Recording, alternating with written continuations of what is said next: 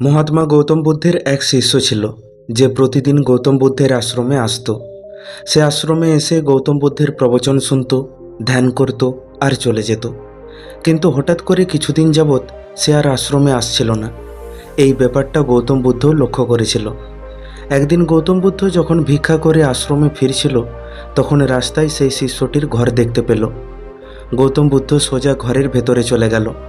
ভেতরে গিয়ে বুদ্ধ দেখল সেই শিষ্যটি উঠোনে বসে বসে কিছু কাজ করছে। গৌতম বুদ্ধকে দেখেই সে হাত জোর করে বুদ্ধের সামনে দাঁড়িয়ে পড়ল। তারপর শিষ্যটি বুদ্ধকে পান করার জন্য ঠান্ডা জল দিল আর বসার জন্য বারান্দায় একটা মাদুর বিছিয়ে দিল। বুদ্ধ মাদুরের ওপর আরাম করে বসল। তারপর সেই শিষ্যটিকে জিজ্ঞাসা করল, তোমার ঘর পরিবারে সবাই ভালো আছে তো?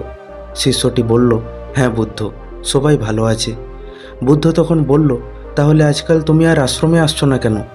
এই কথা শুনে শিষ্যটি একটু লজ্জিত বোধ করল। তারপর সে বলল, কি করে যে আমি আপনাকে বলি? বুদ্ধ তখন বলে, তুমি নির্দ্বিধায় বলো। শিষ্যটি বলে, আসলে আমার বস্ত্রটি খুব পুরনো হয়ে গেছে, এখানে ওখানে ফেটে গেছে, অনেক জায়গায় ছিদ্র হয়ে গেছে, ওটা আর পরার অবস্থায় নেই। বুদ্ধ শিষ্যটির বস্ত্র দেখল। সত্যিই সেটা আর পরার অবস্থায় ছিল না। তাতে অসংখ্য ছিদ্র ছিল, তার উপর সেটা আবার কয়েক জায়গায় ফেটেও গিয়েছিল। তা দেখে বুদ্ধ উঠে দাঁড়ালো আর শিষ্যটির কাঁধে হাত রেখে হাসতে হাসতে বলল, চিন্তা করো না, সব ঠিক হয়ে যাবে। তারপর সন্ধ্যের সময় সব শিষ্য যখন বুদ্ধের প্রবচন শুনে নিজের নিজের বাড়ি ফিরে যাচ্ছিল, তখন বুদ্ধ তার এক ধনী শিষ্যকে একটু অপেক্ষা করতে বলল। সবাই চলে যাওয়ার পর বুদ্ধ সেই ধনী শিষ্যকে বলল সে যেন দুজোড়া বস্ত্র সেই গরিব শিষ্যটির বাড়িতে পৌঁছে দেয়। তা শুনে ধনী শিষ্যটি বলে, ঠিক আছে গুরুদেব, আমি সেই গরিব শিষ্যের বাড়িতে বস্ত্র পাঠিয়ে দেব। এই বলে সে সেখান থেকে চলে গেল। পরের দিন সকালে ধনী শিষ্যটি সেই গরিব শিষ্যের বাড়ির প্রত্যেক সদস্যের জন্য দুজোড়া করে বস্ত্র একটি পুঁটুলিতে বেঁধে এক চাকরের হাত দিয়ে পাঠিয়ে দিল। তা দেখে সেই গরিব শিষ্যর বাড়ির প্রত্যেকেই খুব খুশি হয়ে উঠল। পরের দিন সেই গরিব শিষ্যটি যখন প্রবচন শুনতে গৌতম বুদ্ধের আশ্রমে এলো, তখন বুদ্ধ সেই শিষ্যটিকে থামিয়ে একান্তে জিজ্ঞাসা করল, এখন সব ঠিক আছে তো? তোমার আর কিছু লাগবে না তো? শিষ্যটি তখন বলে, প্রথমে তো আপনাকে অসংখ্য ধন্যবাদ, আমি এই বস্ত্র পেয়ে খুব খুশি হয়েছি। এখন আমি রোজ এখানে আসতে পারবো, এখন আর আমার কোনো কিছুই লাগবে না। তারপর বুদ্ধ শিষ্যটিকে জিজ্ঞাসা করে, আচ্ছা, এখন তো তুমি নতুন বস্ত্র পেয়ে গেছো, তাহলে তুমি তোমার পুরনো বস্ত্রটি কি করলে? শিষ্যটি বলে, হে বুদ্ধ, এখন আমার পরিবার সেই পুরনো বস্ত্র বিছানায় পেতে শুতে পারবে আর প্রয়োজন হলে গায়ে দিতে পারবে। বুদ্ধ তখন জিজ্ঞাসা করে, তাহলে আগে যেটা গায়ে দিচ্ছিলে সেটা কি করলে? শিষ্যটি বলে, সেটা এখন বাড়ির দরজা জানালার পর্দা হিসাবে ব্যবহার করা হয়। বুদ্ধ তখন জিজ্ঞাসা করে, তাহলে তুমি তোমার পুরনো পর্দাগুলোকে নিশ্চয় ফেলে দিয়েছো? শিষ্যটি বলে, না ভান্তে, সেগুলোকে ছোট ছোট টুকরো করে রান্নাঘরে গরম হাঁড়ি কড়াই নামাতে ব্যবহার করছি। গৌতম বুদ্ধ তখন জিজ্ঞাসা করে, তাহলে তুমি তোমার রান্নাঘরের পুরনো কাপড়গুলো কি করলে? শিষ্যটি বলে, সেগুলো এখন ঘর মুছতে ব্যবহার করি। গৌতম বুদ্ধ তখন জিজ্ঞাসা করে, তাহলে তুমি তোমার ঘর মোছার পুরনো কাপড়টা কি করলে? শিষ্যটি বলে, ঘর মোছার পুরনো কাপড়টা এতটাই ছিঁড়ে গিয়েছিল যে তার প্রত্যেকটি সুতো বেরিয়ে এসেছিল, সেটা আর কোনো কাজই লাগতো না, তাই সেই সুতোগুলো দিয়ে আমি প্রদীপের সলতে বানিয়ে দিয়েছি, যার থেকে কিছু সলতে আমি আশ্রমে দান করে দিয়েছি, যা আজ থেকে আপনার ঘরকে আলোকিত করে তুলবে।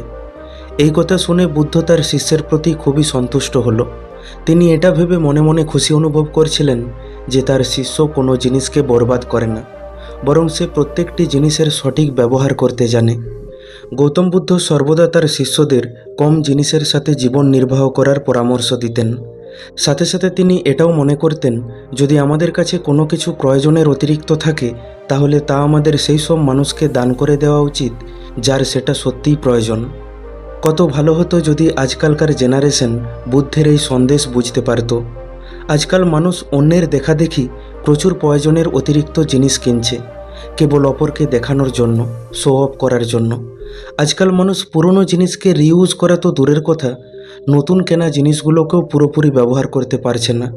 যেটার কারণ হলো, আজকের এই মডার্ন দুনিয়াতে প্রত্যেক দিন নতুন নতুন জিনিস ইনভেন্ট হচ্ছে, যার ফলে খুব তাড়াতাড়ি জিনিসের ফ্যাশন শেষ হয়ে যাচ্ছে আর অন্য কোনো নতুন জিনিস ট্রেন্ডিংয়ে চলে আসছে, আর আমরা সেই ট্রেন্ডিংয়ের বাতাসে ভেসে যাচ্ছি। সাথে সাথে কারণে অকারণে জীবনটাকে কঠিন করে তুলছি। আসলে কিন্তু আমাদের জীবনটা এতটা কঠিন নয় যতটা আমরা শো অফের চক্করে পড়ে কঠিন করে তুলেছি। আমরা যদি আমাদের এই লোক দেখানি শো অফটা কম করি, তাহলেই আমাদের জীবনটা অনেকটা সহজ ও সুন্দর হয়ে উঠবে। এছাড়া আজকাল আমরা যখন মোবাইল, ল্যাপটপ সহ কোনো ইলেকট্রনিক্স জিনিস কিনি, তখন আমরা তার মধ্যে নানা রকম ফিচার খুঁজি। কিন্তু একটি সার্ভে অনুযায়ী এটা উঠে এসেছে যে আমরা আমাদের ফোনের 60% ফিচার কখনো ইউজই করিনি বা খুব কমবার ইউজ করি। মানে এই ফিচারগুলো না থাকলেও আমাদের দিব্যি চলে যেত, কিন্তু তাও আমরা বেশি দাম দিয়ে সেগুলোকে নেওয়ার চেষ্টা করি। চলুন, এটা তো হলো এইসব কৃত্রিম জিনিসের কথা।